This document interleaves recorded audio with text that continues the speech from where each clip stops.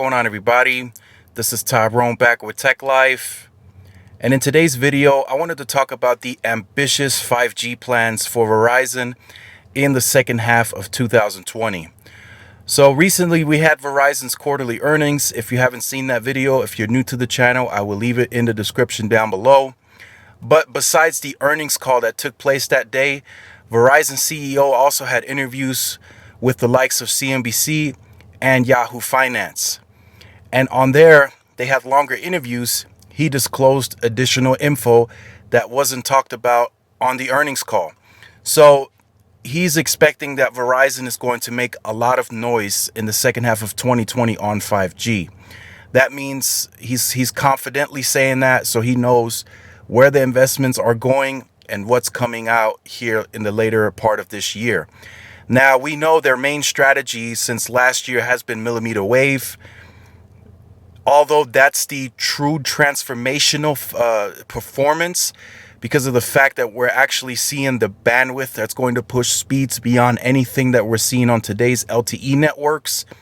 He's still also hinting towards a nationwide 5G launch. So they are going to use that DSS technology that Neville Ray, T-Mobile CTO at that time, said is not really beneficial and could be a nightmare.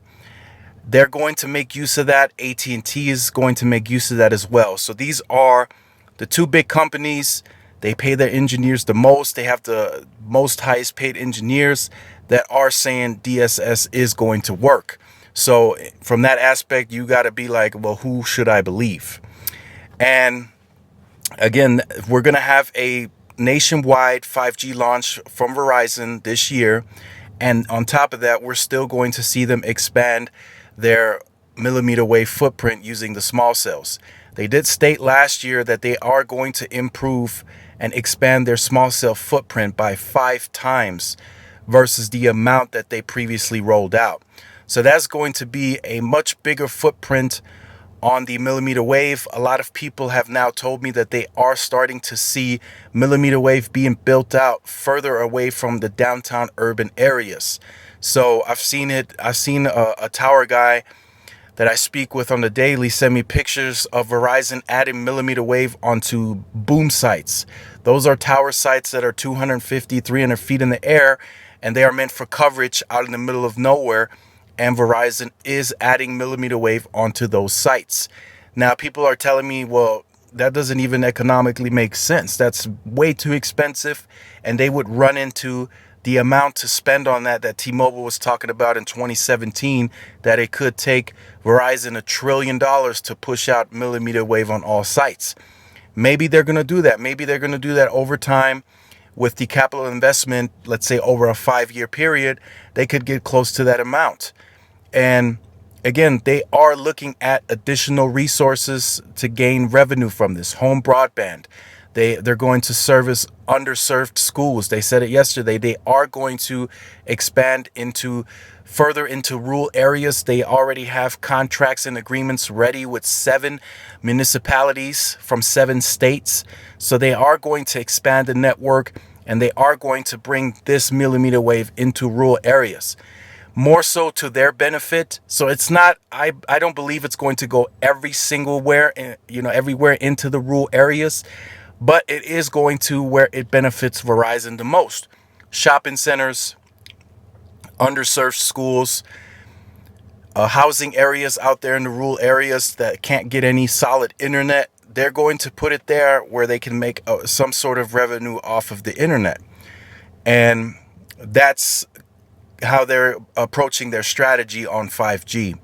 Now, they have been kind of quiet. Usually, as I've mentioned in my videos previously, Verizon is a silent attacker. So I expect this to be the same. I think they're going to launch this in clusters, and then a press release is coming out that 5G is now nationwide.